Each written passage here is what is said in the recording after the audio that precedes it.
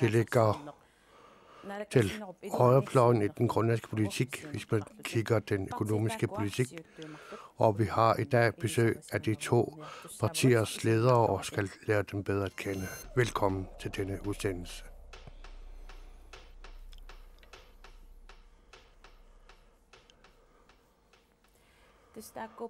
Og de to formand er Andreas Uldum, formand for Demokraterne, og Knud Christiansen, formand for Atassut. Anda, det spørgsmål, hvem er Anda? Jeg hedder Andreas Uldum, men bliver til daglig kaldt Anda. Jeg er fra Qeqertarsuaq, født 21. april 1979 og vokset i Qeqertarsuaq og kom senere her til Nuuk for 11-12 år siden. Hvilken uddannelse har du? Jeg er uddannet som socialpædagog og har i 11 år, siden jeg flyttede hertil, arbejdet i Nuuk Kommune og har sidenhen været kommunalt ansat. Og jeg har også været lærer, været leder af en børnehave med mere. Knud Christiansen, hvem er du? Jeg hedder Knud Christiansen, er 43 år gammel, kommer fra Upernavik. Jeg er handels- og kontoruddannet og er ligeledes også uddannet som politibetjent. De sidste 10 år har jeg arbejdet inden for politiet ud over mit arbejde som handels- og kontorpersonel har været kortere. Hvem retter, hvilke politik står jeg for? Vores politik er meget spredt. Hidtil har vi haft et langsomt generationsskifte i partiet, og under vores generalforsamling i september var der en ret stor generationsskifte, hvor halvdelen af hovedbestyrelsen blev udskiftet med yngre kræfter, og det er også det, som vi håber på et resultat her ved det kommende valg. Men vores politik er spredt og bredt. Tidligere har vi været et gammelt parti, men vi har også lagt mærke til, at der kommer flere og flere unge til, så vi er et ret bredt sammensat vælgergruppe, og vi har derfor et ret bredt appel. Selvom vores tidligere har det været de gamle vælgere, men det har også ændret sig tydeligt her i forbindelse med et generationsskifte. Hvad med Demokraterne? Hvad er jeres målgruppe? Vi er et såkaldt socialt-liberalt parti, hvor vi retter henvendelse selvfølgelig til alle grupper i samfundet, men vores idégrundlag er socialliberalistisk, og det kan måske dreje sig om erhverv, om økonomi, og ligesom vi også lægger vægt på uddannelsesområdet. Så vi arbejder inde på brede områder og henvender os selv så et gammel som unge. Og det viser også den seneste vælgerundersøgelse, at vi har også været inde i et generationsskifte med et helt ny hovedbestyrelse, og jeg er også helt ny som formand. Og det er tydeligt, at folk har taget godt imod dette opvalg, og at udviklingen er vendt i den rette retning med, at vores opbakning bliver stødt større, og det kan vi kun være glade for. Inden vi går videre, så kan vi lige sige, at vi udsendelsen bliver sendt fra GU i Nuuk, og alle er velkommen til at sidde og lytte til. Hvilke 3 ting går I til valg på, Knud Christiansen? Hvis vi skal nævne de 3 vigtige punkter, det er, at det er nødvendigt med reformer, således at vi får et samfund med mere menneskeligt ansigt, med undergrupper, erhvervsområdet og fiskeri, Det er måske de 3 områder, som vi har lagt primært vægt på i vores valgkamp. Når I snakker om mennesket i centrum, hvad har I så i tankerne? Vi ved, at vores lovgivning i Grønland, som er udarbejdet af jurister på baggrund af beslutninger af Inatsisartut, men som vi siger, at når vi siger, at vi skal sætte mennesket i centrum, så mener vi, at vores princip det er, at mennesket skal være centrum, og jeg er også glad for, at alle partier også synes at gå ind på dette, men når vi for eksempel bruger de ældre som et eksempel, som vi var inde på i en tidligere valgkamp, så mener vi, at de ældre bør kunne tjene lidt mere ud over aldersrenten. Og det er en debat, der er pågået mange år nu, hvor der er behov for handling, og der vil at det gerne være karens. Som et andet eksempel vil jeg nævne et ældre pensionist. Hvis ens nærmeste pårørende for eksempel dør i en anden kommune, så kan kommunen ikke støtte dette pågældende, så det må vi også rette op på. Så mere konkret, hvad går I til valg på om, hvilke lovændringer har I, hvilke ting prioriterer I? Jeg nævnte nogle eksempler på ældreområdet. Vi mener, at reformer ikke klares i løbet af et år. Der er behov for redegørelser og mere kuldegravning, og vi mener, at vi inden for valgperioden kan sikre, at der sker de nødvendige reformer, for eksempel inden for ældreområdet, hvorfor det er vigtigt for os at fremdrage få og med realistiske ønsker i valgkampen. Andreas Uldum, hvad er jeres 3 hovedtemaer i valgkampen? Økonomi, erhverv og ansvarlighed. Hvordan vil I konkret udmønte dem? Det er de 3 punkter, som vi går til valg på. For eksempel økonomien, så mener vi, at selskabsskatterne bør ned, og så mener vi også, at der bør ske forbedringer inden for virksomhederne, for eksempel omkring forbedring af afskrivningsforholdene, og gøre det mere interessant at opretholde og igangsætte virksomheder her i Grønland. Og der kan vi gå videre, det er, at så sker der en erhvervsudvikling, hvorved der bliver skabt mere økonomisk cirkulation her i Grønland omkring ansvarlighed. Så har dette været et mangelvare de sidste 2-1,5 år. Der er manglet økonomisk stabilitet, og der er manglet politisk stabilitet, og det er desværre noget, som vi har manglet, og vi vil gerne være med til at rette op på, at vi får vores økonomi op på ret kurs, da vi er på vej i den forkerte retning med den nuværende naalakkersuisut. Når vi lytter til jeres valgoplæg, og bliver kaldt til højre, så mener jeg, at hvilke forskelle er der mellem jeres partier, og hvad kan I samarbejde om? Nu, Christian, jeg nævnte erhvervsområdet, og det er et meget bredt forstået, at det sut har eksisteret som i 35 år, og jeg hører således med som et gammelt partier, og der er også her behov for udvikling, også internt i partiet, og langt i mange år har det sut siddet i positioner, og det er kun først i de senere år, at det sut er kommet i forskellige naalakkersuit-koalitionerne. I 80'erne har vi haft en meget anstrengende økonomi, for eksempel omkring demokraternes forslag om nedsættelse af selskabsskatten. Det har vi også fra Atassut arbejdet hårdt på de senere år, og det blev også nedsat i begyndelsen af dette årtusinde, heldigvis med opbakning fra Siumut, men det tog meget lang tid, hvorfor vi også til stadighed også ønsker, at den skal længere ned fra de 30% til nu 30% og længere ned. Så der er nogle ting, som vi kan være fælles om. Hvordan kan I samarbejde om det?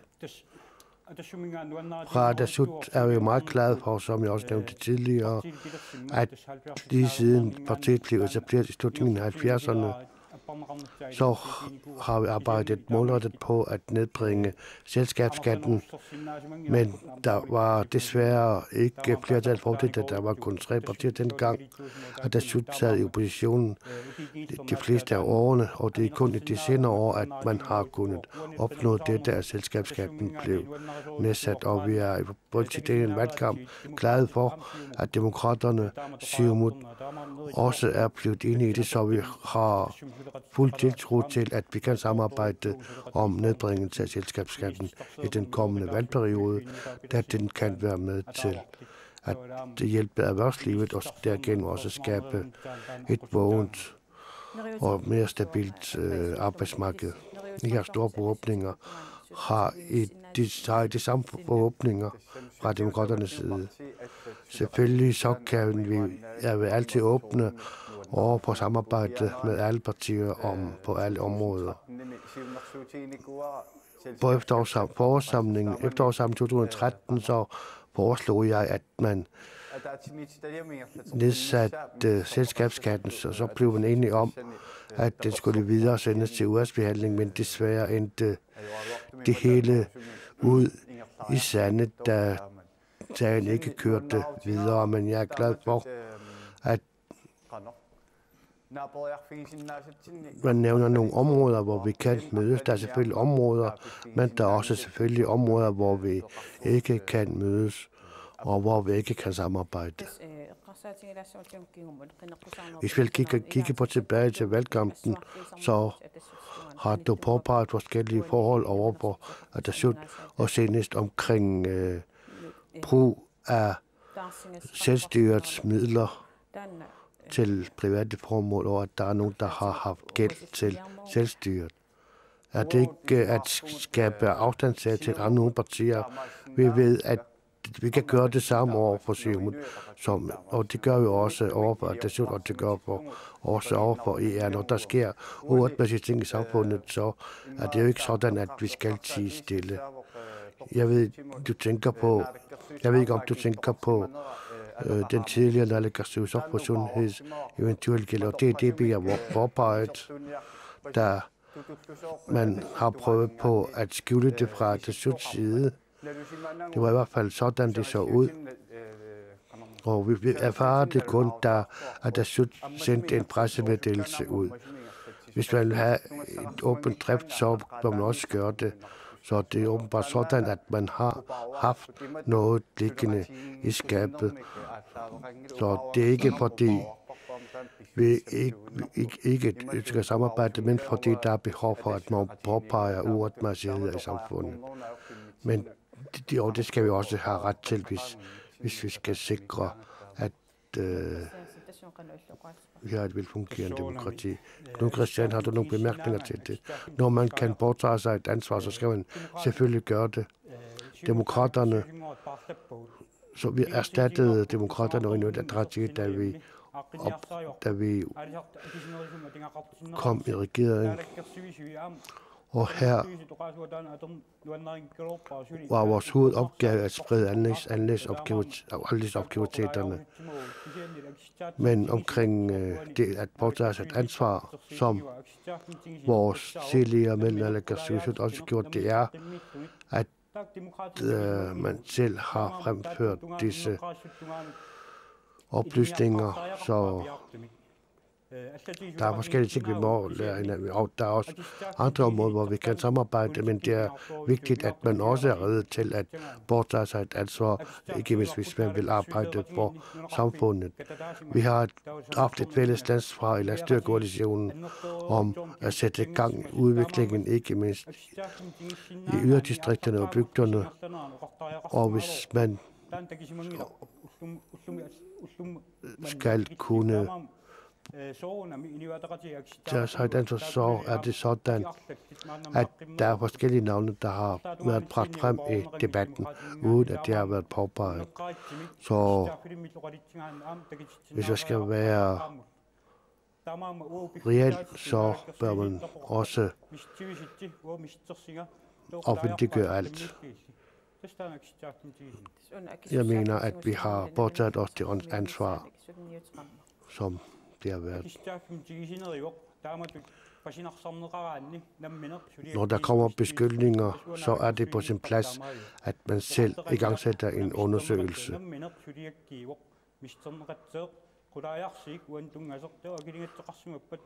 Så alle medlemmerne af Naalakkersuisut er blevet undersøgt i forbindelse med revisionsudvalgets undersøgelse.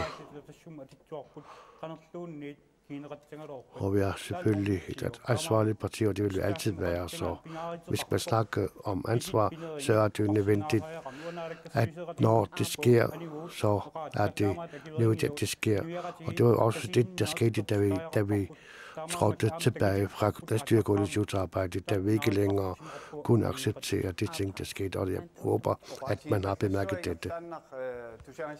Jeg mener, det er nødvendigt at sige med det samme, hvis man har kigget i pressen, hvis man har læst lidt om, hvad der er blevet skrevet og blevet sagt, så må man sige, at demokraternes tid ikke har budt på nogle skævheder i forhold til landets økonomi, altså vores egen økonomi over for Inatsisartut og Naalakkersuisut.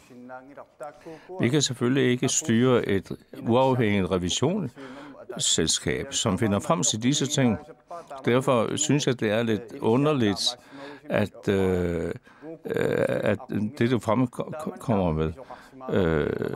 Vi har ikke set den der rapport, den berygtede, berømte rapport, men så derfor kan det undre mig lidt, at du kan sige det, du siger.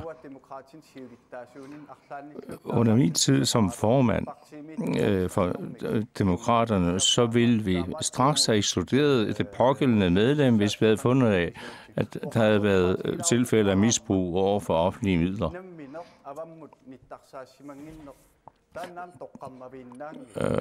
Det med, vi har helt klare regler omkring, hvordan vi skal afregne,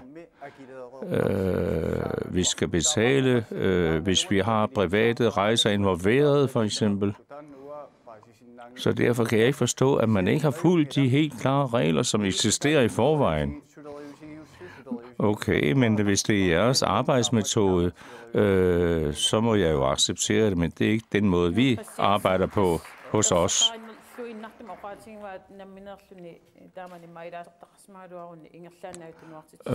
Nu siger Anda Uldum, man ville ekskludere et medlem, hvis det kommer. Hvorfor har de foregående Naalakkersuisut så ikke ekskluderet dem? Der var landstyremedlem for uddannelse, landstyremedlem for økonomi. Hvis jeg havde gjort det til virkelighed, hvis jeg havde realiseret det, du siger, så havde der ikke været ret mange medlemmer af Naalakkersuisut tilbage. Men når vi taler om at påtage sig et ansvar, så gælder det naturligvis også for medlemmerne af Naalakkersuisut. Men altså, vi har taget stilling til det aktuelle tilfælde. Vi har også handlet direkte derpå. Det mener jeg, at demokraterne også må lære af. Vi må simpelthen genskabe, det er vores filosofi, tilliden hos vælgerbefolkningen. Men vi har set, at det forrige Naalakkersuisut bare blev hængende på taburetterne og lod det ligge, som var nødvendigt at agere på. Vi har jo flere gange under den forrige samling udtrykt et midtidsvotum til det siddende landstyre og forskellige medlemmer af Naalakkersuisut. Hvis det ikke bare skal være ordskvaler omkring de her ting, så må man også tage konsekvenserne. Og efter vi har påtaget ansvaret som medlemmer af Naalakkersuisut, så har vi måttet påtage os alle de områder, hvor det forrige Naalakkersuisut har ladet stå til omkring fiskeriet, omkring erhvervsudbygningen. Der er rigtig mange ting, jeg kunne nævne. Jeg mener, det her er nødvendigt at høre lidt nærmere. Hvad er det for tilfælde, du taler om med det forrige naalakkersuisut? Man kan ikke bare slynge ud i luften, at der har været misbrug. Jeg ved godt, vi kun har en time til rådighed. Vi ved jo, at alle vores møder bliver optaget og udsendt direkte på radio og tv. Og dem synes jeg, du skulle kigge på. Men vi kan ikke bare snakke om det. Når man siger, at man vil påtage sig et ansvar, så må man påtage sig det ansvar, så det ikke bare bliver ord. Jamen, bør man ikke fjerne de mennesker, som har misbrugt offentlige midler? Det vil jeg gerne understrege. Der er ikke noget, der helt klart har slået fast, hvor situationen ligger. Den her rapport fra revisorerne ligger stadigvæk i en aflåst boks. Men jeg vil da meget gerne ønske, at dem, der eventuelt har noget at klemme, uden at rapporten er fremkommet, i øvrigt træder frem og siger, jeg har måske et problem her. Men det ved jeg, at formanden for Inatsisartut ikke vil gå med til. Altså, hvis man vil tale om ansvar, så må man ved vi jo, at Atassut har svaret Inatsisartuts formand til de sidste. Atassut har sagt, der er ikke noget at fremlægge, fordi vi har ikke rapporten foran. Men vi har jo efterhånden fået vished for, hvad der står i den revisionsrapport. Og det er ikke noget nyt i revisionsudvalget, når vi behandler regnskaber. Jeg har siddet 5 år i revisionsudvalget, så derfor mener jeg ikke, der er grundlag for at skyde skylden ud eller anklage nogen uden indhold. Naturligvis vil formanden for Atassut ikke svare på de spørgsmål, som jeg stillede før. Men jeg håber, jeg får et svar en dag. Men jeg efterlyser bare, at man begrunder de anklager, man slynger ud i æteren over hele landet. Hvis man ikke har reelle beviser, så skal man måske være lidt forsigtig. Jeg sætter ikke spørgsmålstegn ved Anda Uldums medlemskab i Inatsisartut gennem 5 år. Jeg vil bare minde om, når man siger, hvis man siger, at hvis man gerne vil påtage sig ansvar, så kan jeg se, ansvar til ansvar hører også, at man er rede til at samarbejde. For eksempel, vi kan vende tilbage til selskabsskattens nedsættelse. Der har vi et punkt, hvor vi kan samarbejde. Jeg mener, at vi kan styrke erhvervslivet, og Siumut har også med på den vogn.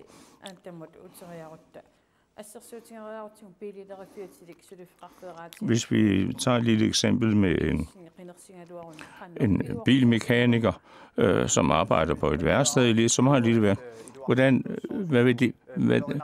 hvad vil de få ud af at stemme på jer? Altså, vi vil jo gerne regulere skatteforholdene i forhold til de forskellige erhvervsgrene. Lad mig også lige tilføje, at jeg er meget glad for, at vi her kan erklære vores enighed omkring selskabsskattens nedsættelse. Vi ved på den anden side også, at Atassut ønsker at sætte skatten op her, som vi kan se på det her papir fra 2015 med 1%.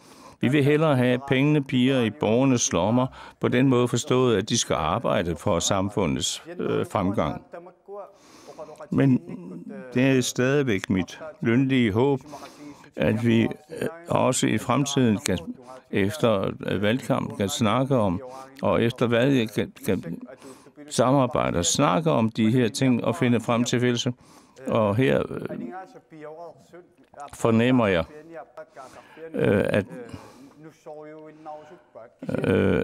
at det slut måske, at nogen måske ønsker at flytte penge fra den ene lomme til den anden. Men hvis det slut er reddet til at gå med på den filosofi, som vi har omkring økonomisk udvikling, så har vi der et grundlag for et samarbejde. Jamen, hvordan skal den lille bilmekaniker værksteds ejer have nytte af det? Vil vi gerne forbedre vilkårene i forbindelse med iværksættere og de vilkår, som de har vi skadet undervejs, fordi det er meget svært at starte et lille firma. Der er mange økonomiske forhindringer, man skal kæmpe med. Der er en masse byråkratisk arbejde, der skal gøres. Så jeg håber også, mener også at have observeret, at de mere venstreorienterede partier, som man kalder dem, også er med på den tankegang, at man kan kombinere socialisme og liberalisme i dette spørgsmål. Jeg stiller det samme spørgsmål til Atassut.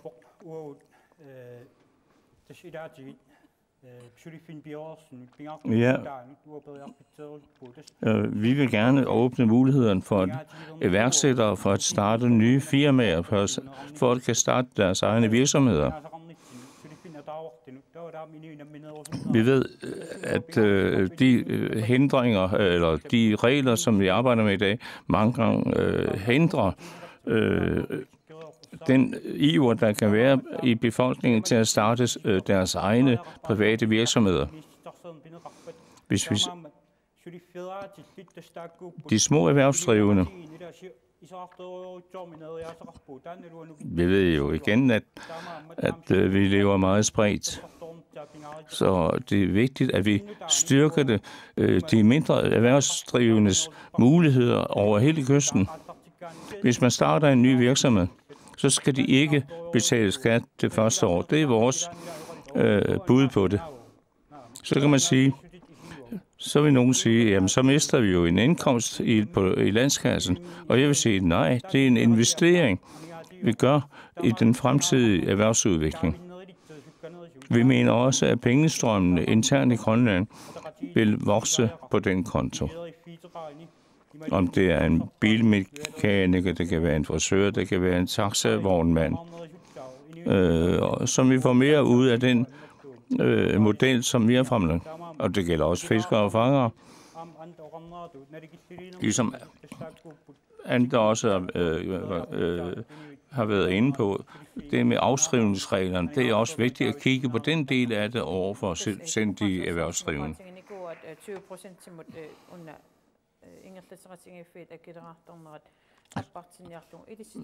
Med hensyn til at sænke selskabsskatten, så har demokraterne sagt noget med 20%. Har I sat tal på? Jeg mener, det er omkring 7,5 millioner, vi får ind på selskabsskatten på den konto i finansloven. Men vi er helt åbne for at snakke om at finde det rette leje. Men som vi som udgangspunkt har sagt, vi vil meget gerne lægge sætte procenten ned. Det vil ligge, som jeg forestiller mig, som vi forestiller os, omkring 20-25%. Det er i erhvervsudviklingsnavn et meget ønsåeligt og meget betydeligt arbejde, der er at gøre her. For at gøre det mere interessant, at folk får lyst til at opstarte deres egne virksomheder.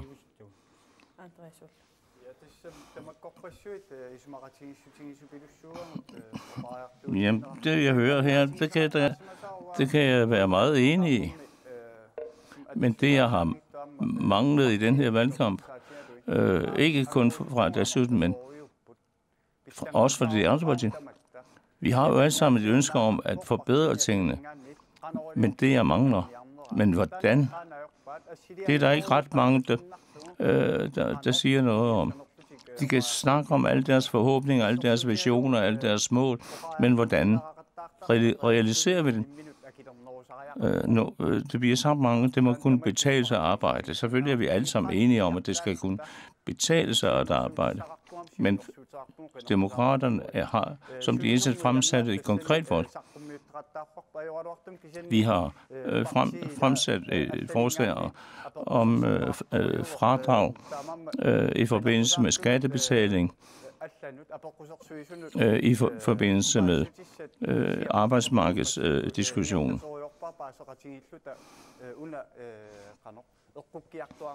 Så jeg ved, at Dasut for eksempel her, som jeg står med sammen med her, også er åben over for disse tanker. Så jeg vil meget gerne have en melding fra de andre partier, så jeg fornemmer, så er IA nok det eneste parti, som ikke er så meget enige i vores forslag. Hvordan vil vi nå frem til de mål og de visioner, som vi har hørt igen og igen om alle disse kæmpe projekter, som de forskellige partier har omkring lufthavnen og alt muligt. Men pengene, økonomien, hvor kommer den fra?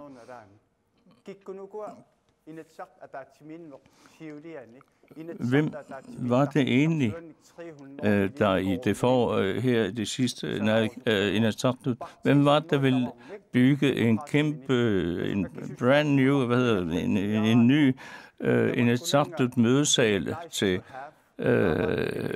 alt med det hele omkring 300 millioner kroner. Vi var ikke med på den tankegang. Vi var imod en lufthavn til 400 millioner, som man sagde i starten, er allerede stedet til at koste 700 millioner kroner.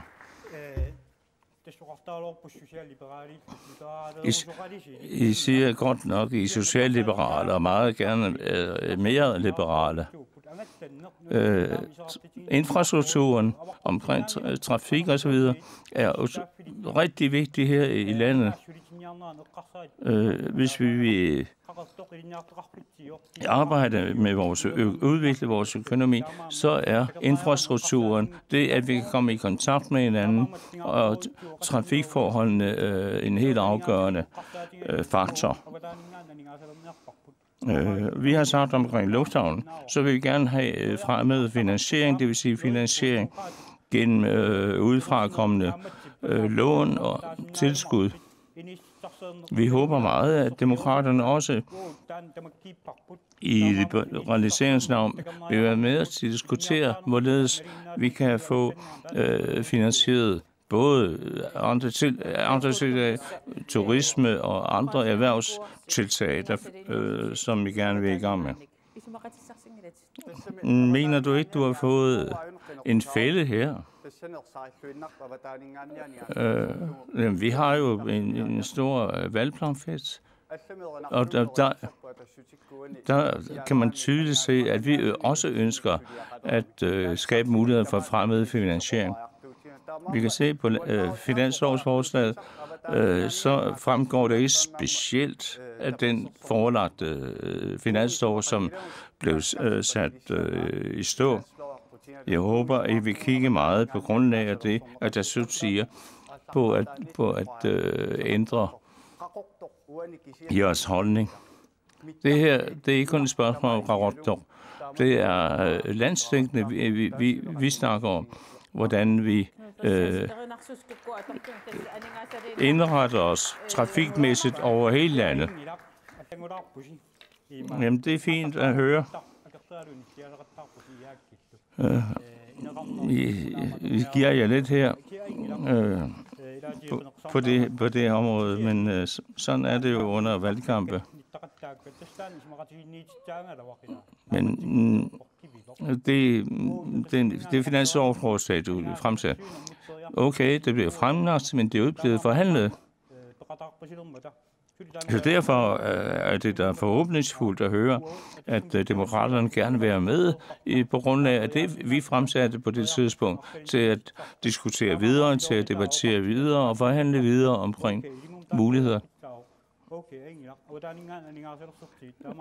Ja, hvis vi kan blive enige om, hvordan og vi kan skaffe fremmed finansiering af de forskellige store projekter, så kan vi sagtens sætte os ned og samarbejde.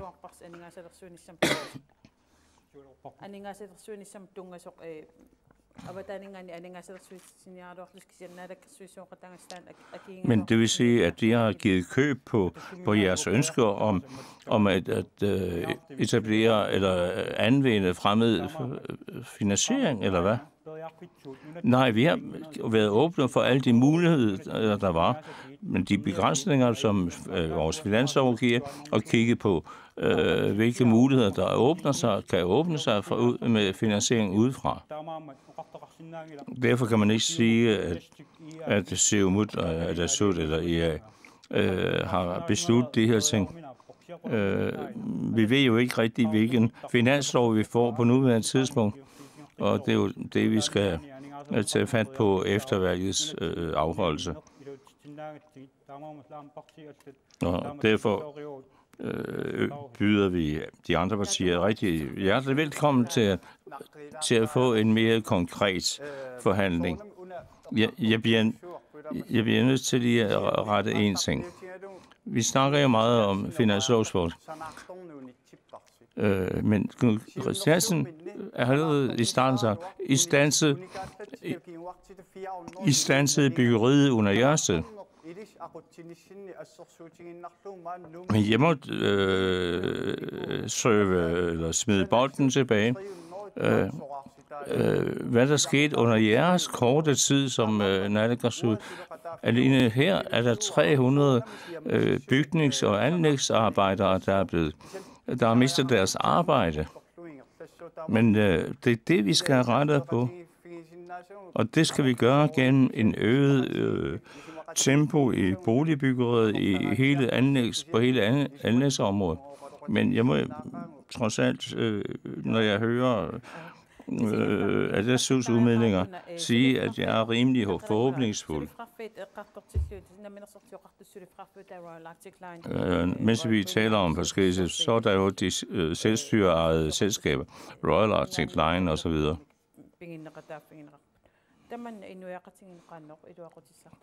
Hvad er der af fordel for borgerne, for befolkningen for det? For at have disse selvstyreejede virksomheder. Men jeg bliver lige nødt til først at svare. De 300 bygningsarbejdere, som du taler om.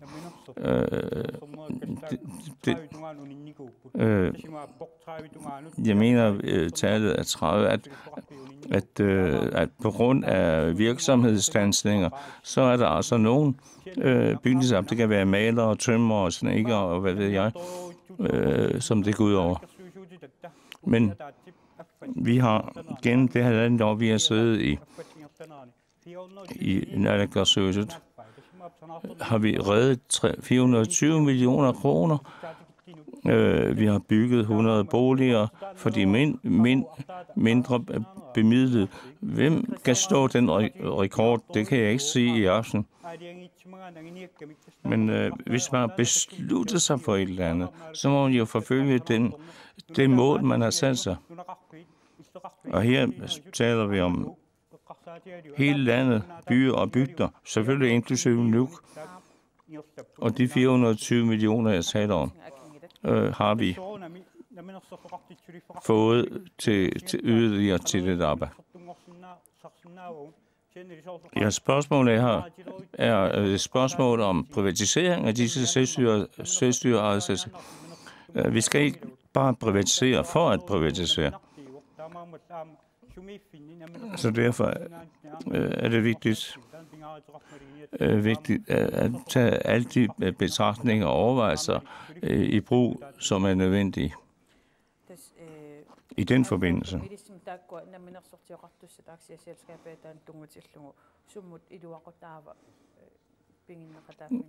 Hvad med demokraterne?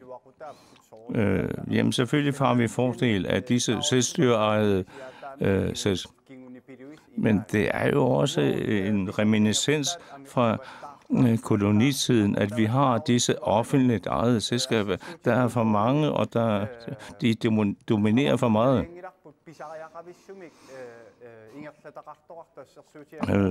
Vi kan ikke komme udenom, hvis vi tager Royal Arctic Line. Det er også, de er jo blevet pålagt, at selvfølgelig også at forsyne de mindre steder. Det har vi selvfølgelig ikke noget imod.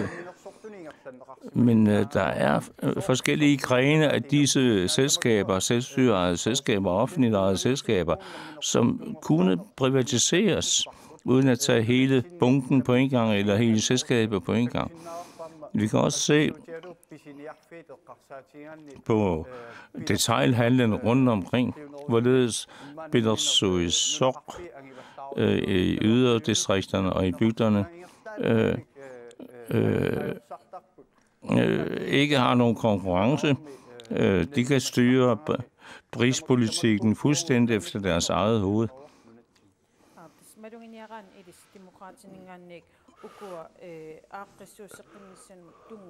Omkring reformerne, så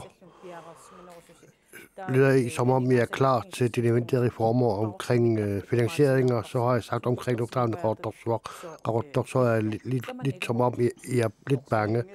Er bange? Nej, det er vi ikke bange for. Det skal jo nok bare en vej for.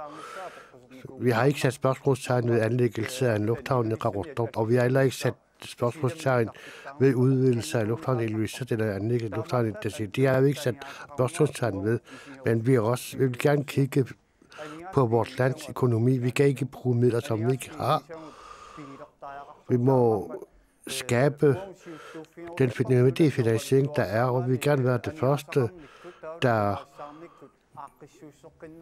velfærdsmæssigt indfører den største reform i vores lands nye historie, og jeg håber, at samtlige partier også er med, så der bliver indgået nationale forlig på væsentlige områder.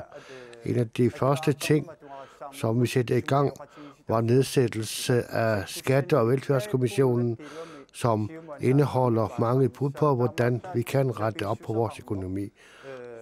Der er det blot viljen til mod, som vi mangler, og den nødvendige mod, hvor de andre partier også nødvendigvis også besidder.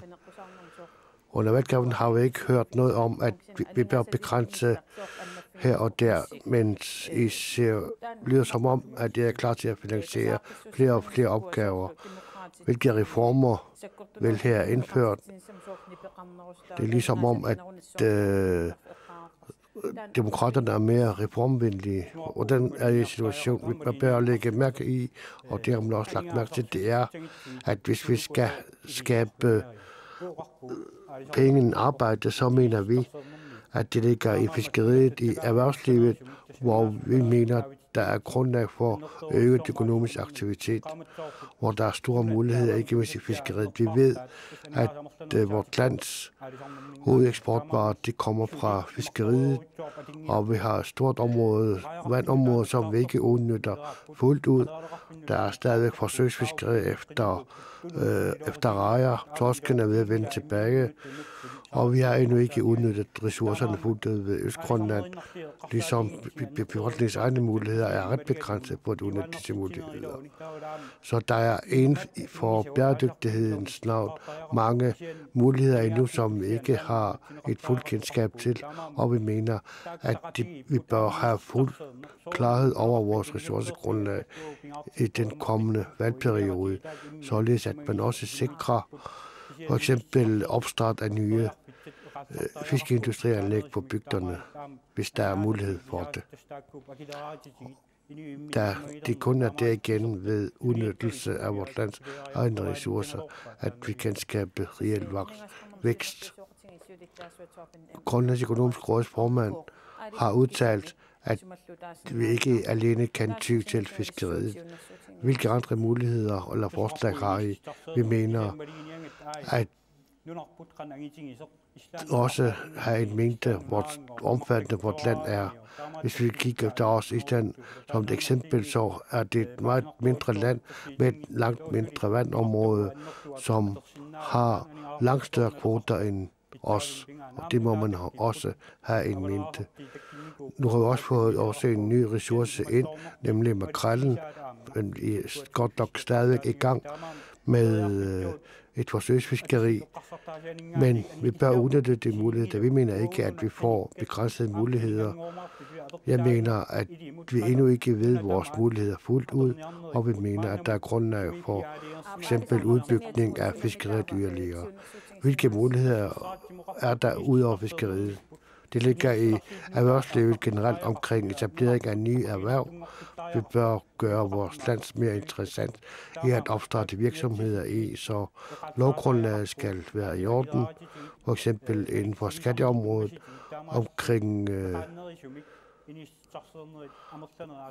også omkring andre formål, at vi gør det lettere at skabe virksomheder. Det er alt for dyrt at etablere sig, og hvorfor det også går meget langsomt at skabe en værdi og kan have omfattende personlige omkostninger. Og det er det, vi vil væk fra, således at det bliver lettere at opstarte virksomheder til gavn for de generelle erhvervsliv. Afgiftsbelægning og skattebelægning en mere retfærdig, det skal vi også overveje inden for fiskeriet.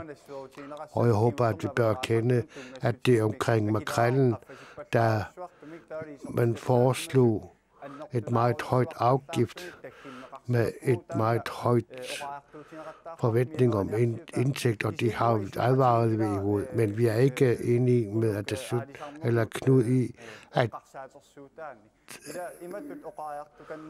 det er som om, at Atassut siger, at der skal være fiskeindustrianlæg her og der. Det er ikke vores opgave som politikere, det er og erhvervslivets opgave. Vi skal blot skabe de bedste rammer for dette erhvervsliv. Vi skal ikke fra Inatsisartut politisk bestemme, hvor forskellige anlæg skal ligge. Vi skal have et mere frit erhvervsliv, hvor vi ikke lægger for mange begrænsninger. Jeg ved ikke, hvor mange fiskere, der taler om, man udnytter torsken, hellefisken, og man er også begyndt at udnytte makrellen, som vi har tiltrudt til. Men det, vi bør være bedre til som politikere, det er at skabe de bedste rammer for fiskerierhvervet, så kan fiskeriet selv skabe de indtægter inden for de rammer, vi giver dem. Så går vi over til et spørgsmål fra Facebook. Tiden går lidt hurtigt. Det første spørgsmål er fra Ingrid Geister, der spørger omkring en lydighedsgrænse på uran. Vil arbejde for dette? Ganske kort fra Anda. Uran er uran. Man kan ikke indføre forskellige lydighedsgrænser. Vi har meget begrænset kendskab til uran som råstof, men vi støtter ikke, at vi vender tilbage til nul-tolerancen. Det, vi gerne vil støtte, det er, at det er i forbindelse med efterforskning af uran, at vi skal undersøge det hele til bunds. Og på dette grundlag, så kan vi jo tage beslutning om, der skal tillades minedrift af uran eller ej. Hvad er der holdning til dette omkring krav til øvre grænse for uranindhold? Vi vil heller ikke tilbage til nul-tolerancen, og det er også ganske klart. Og det bør også stå ganske klart, at vi er heller ikke imod, at uran bliver udnyttet som biprodukt. Riget fattes penge, og vi bør også kunne udnytte det økonomiske mulighed, der er inden for dette. Det er ganske kort, vi mener ikke, at om der bliver brugt uran som et biprodukt eller ej, så vil jeg gerne påpege, at vi ikke har støttet afskaffelsen af nul-tolerancen, da sagsbehandlingen, den politiske behandling har været meget rådet, og det har vi ikke været enige i. selvom vi er ikke så negative over for efterforskning af uran og det mulige, der er. Og det synes ganske kort, vælgerne eller politikerne påtager sig også et ansvar, og det er et ansvar, som vi har påtaget os, ligesom I under jeres koalitionsperiode også har påtaget sig ansvar ved at tage for eksempel upopulære beslutninger. Og det synes vil ikke efterforske eller udnytte uran. Men vi deltager gerne i en debat om en øvre lydighedsgrænse. Johan Geisler spørger vores grønlandsproviant, hvordan vil I gøre dem billigere, da vi ønsker dem, ligesom det også er bedst, hvis man køber dem direkte fra fiskeren. Men hvordan kan man sikre, at handlen sker mere åbent og ikke udenom det hele? Hvordan vil I sikre adgangen til et billigere grønlandsproviant? For eksempel ved at gøre det skattefrit, for eksempel. Vi bør alle sammen være med til at bære samfundets udgifter. Mennesket skal have større frihed, men så har vi også alle sammen et ansvar, så vi kan ikke forvente at arbejde for, at det bliver skattefritaget, men forbedring af forholdene, det kan vi altid snakke om. Vi har samme opsættelse fra demokraterne, men vi vil gerne henvise eller foreslå, at de gennem deres egen organisation arbejder for at sikre, at folk får lettere adgang til grønlandsproviant, for eksempel i samarbejde med hinanden, og skabe de nødvendige rammer således, at man sikrer, at befolkningen kan få frisk grønlandsproviant og gøre det mere interessant. Det er noget, der bør ske lokalt og i samarbejde med de implicerede. Tiden går meget hurtigt. Knud Christiansen Opinions vælgerundersøgelse på vegne af GNR, og det er offentliggjort i går, så spås det, at Atatürk får en klar tilbagegang. I fik 8,2% ved sidste valg, mens her under den seneste meningundersøgelse er gået ned til 5,7%. Hvorfor? Ja, det er svært at svare på, og det tager jo selvfølgelig til efterretning. Så ganske kort, så har vi jo stadigvæk en del dage tilbage til valget, så vi må jo bare gøre det bedre i den resterende tid. Demokraterne går den modsatte vej, så spås en fremgang til 9,6%. Hvorfor det?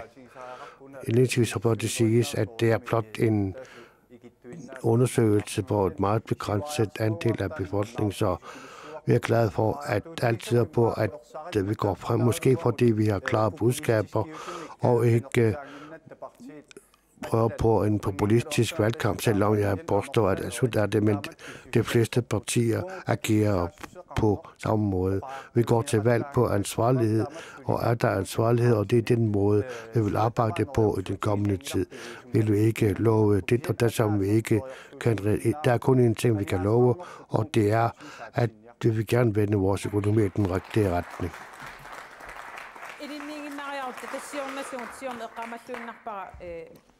Hvis vi bliver hos dig, Ante. Jeg kan huske, at vi på et eller andet tidspunkt aldrig ville samarbejde med Siumut. Hvem vil I nu gerne i dag samarbejde med? Sara Olsvig eller Niklas? Jeg har ikke nogen favoritter. Det er helt på grund af de forhandlinger, der måtte komme. Hvis vi begynder at udpege forskellige partier nu. Hvis jeg skal sige noget, så er det demokraternes formand, der skal være mødeleder eller forhandlingsleder. Naturligvis også her, så er det Atatürks leder, der skal være forhandlingsleder. Mange tak til jer begge to. Og vi kan lige tilføje, at vi i morgen har også en debat mellem formændene for partiet Nederland og partiet Inuit, de to nyeste partier her i landet.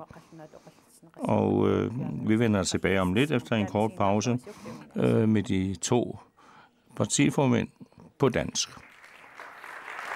God fornøjelse. Rød.